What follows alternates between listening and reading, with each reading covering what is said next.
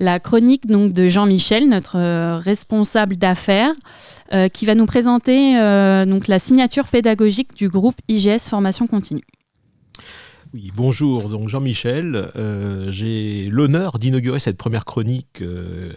Donc j'espère qu'elle va surtout vous faire réfléchir sur ce que nous avons proposé, nous, en termes de formation continue et surtout, puisque la première chronique sera consacrée à l'aboutissement d'une formation, j'ai décidé de commencer par la fin, voilà, tout simplement, par la conclusion, c'est-à-dire le hackathon, qui est venu conclure un parcours de formation.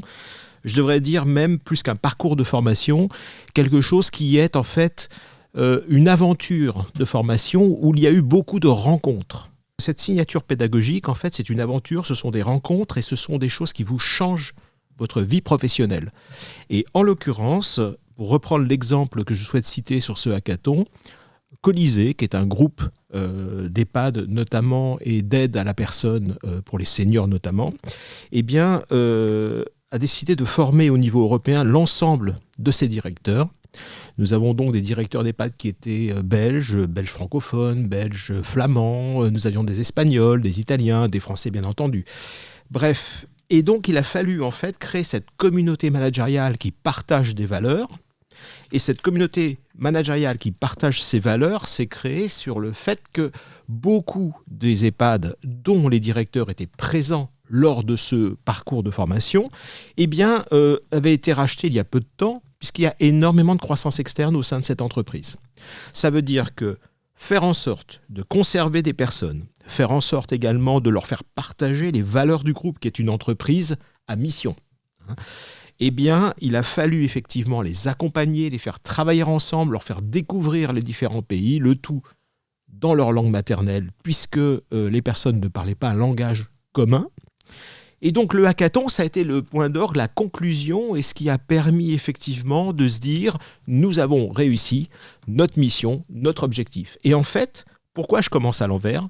C'est parce que si on commence par la conclusion, on a l'objectif final, il est atteint, et on va remonter dans le temps au cours des prochaines chroniques pour savoir comment nous avons réussi à atteindre cet objectif. Je vais parler donc du hackathon. En fait, le hackathon, c'est quoi ? Le hackathon, une entreprise, la présidente en l'occurrence, Christine Jandel, a dit, voilà, nous avons des thèmes sur lesquels nous souhaiterions les voir travailler. Jusque-là, rien d'extraordinaire. En revanche, on va leur demander de voter pour les 3 thèmes que eux préfèrent, sur lesquels ils préfèrent travailler. Ces 3 thèmes, il y a eu un vote en direct au cours d'une masterclass, de présentation en fait, du hackathon vers la fin. Et le hackathon, en fait, les 3 thèmes ont été choisis par les équipes italiennes, espagnoles, françaises et belges. Et donc, ils se sont retrouvés après être accompagnés.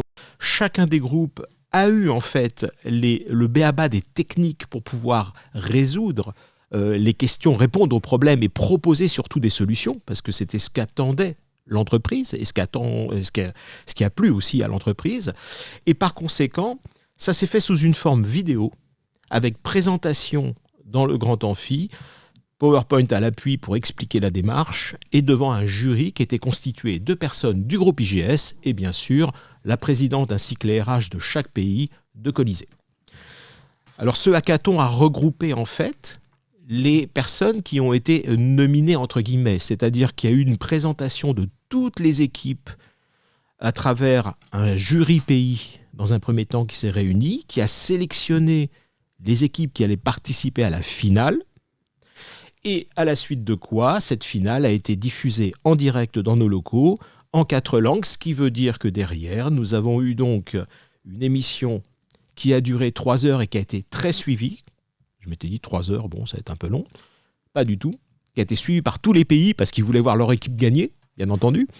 Et d'autre part, cette émission... Suivie et traduite, si je peux me traduite, permettre. Exactement, puisque la deuxième partie, c'est qu'il fallait effectivement en simultané donc des interprètes dans les 2 sens, c'est-à-dire français, néerlandais par exemple, flamand, français, espagnol, français, italien, ou ici également une autre personne qui faisait de l'italien vers le français, de l'espagnol vers le français, du néerlandais vers le français. Donc ça a été une mise en place de studios, de régie vidéo et de cabines de traduc avec toute la régie qui est associée, pour une diffusion sur Zoom en multilingue également, et avec effectivement un public qui a, semble-t-il, très apprécié cette finale. Alors le hackathon, En tant que tel, on a l'habitude de le faire chez IGS. C'est pas une nouveauté, pour être clair, mais c'est une signature pédagogique dans le sens où on est capable de le faire aussi bien en direct que en différé, puisque ça a été enregistré, il y a eu après des séquences qui ont été mises sur la plateforme du client. Et puis techniquement, ça nous a permis de montrer qu'on était capable simplement de le faire en multilingue, en direct. Voilà. Tout à fait. C'est donc en fait quelque chose qui participe à la signature pédagogique, c'est faire en sorte que le client, à la fin, on ait répondu à ses objectifs, que ces objectifs soient même dépassés, tant qu'à faire, parce que le client a été enchanté des résultats. Et d'ailleurs, nous sommes en train de réfléchir actuellement sur la suite à donner pour les nouveaux entrants. Et c'est quelque chose qui, en fait, vous permettra de comprendre comment on en est arrivé là, si vous suivez, bien entendu, les prochaines chroniques.